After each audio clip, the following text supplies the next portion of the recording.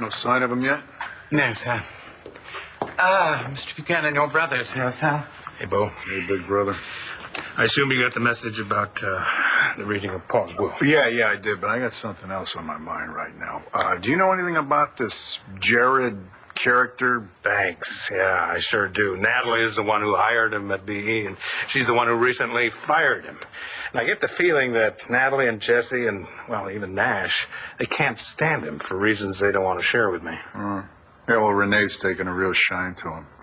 Yeah, I know about that, too. She asked him to move in here. What? Well, it's all settled. Jared is going to be staying here for a while as my guest, and I don't really want to hear anything from any of you unless it's a warm Buchanan welcome. Because this is my house, isn't it? Yes, Renee, it is. Good. Welcome. Nigel, would you please look after Mr.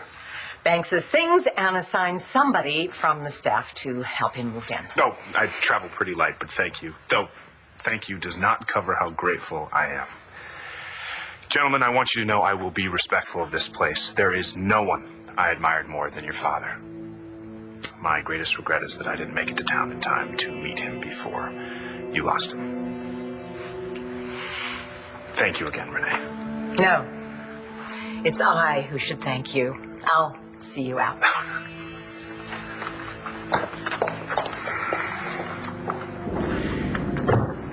Nigel, you keep an eye on the situation. Of course, I'd be happy to. We can't dump this whole thing on poor Nigel. I'm going to check into this guy's background myself. What you're looking at here, Mrs. Woodrow, is family. My Aunt Dorian would go to the mat for me. And I have 2 children that I would lay down in front of a train for. And my husband is off trying to bring his other son home because it was taken away from him. Yes, I know about that from the papers. Okay. Because we are a family, and because that little baby is now a part of this family, we're going to welcome him. Welcome him with open arms, with as much love as we would give our other 2 children. And that's exactly what we would like to do for Langston.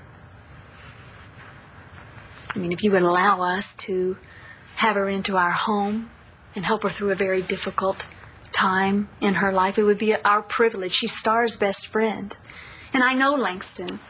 She's a very sweet, considerate young woman. And that's why she was worried that it would be too much for us and a burden. But you wouldn't be too much, sweetheart.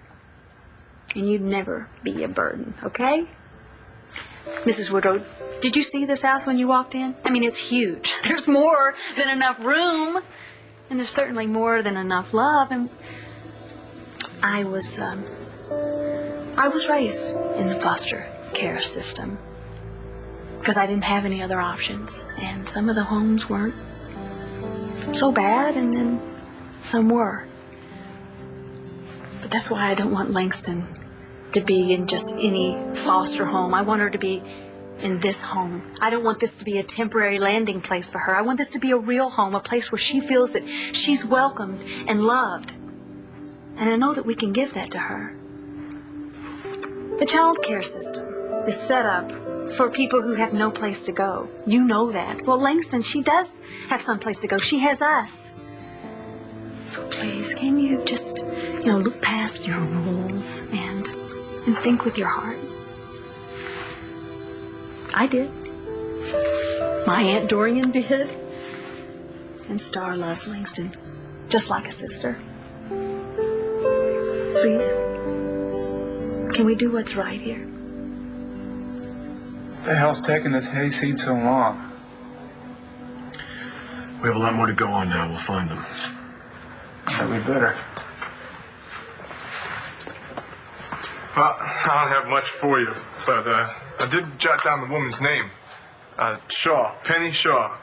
And the car she was driving was dark red, had Florida plates. I'm sorry, that's all I got for you.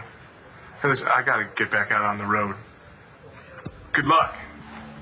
Thanks. Well, I guess we better get on the road ourselves. Not so fast.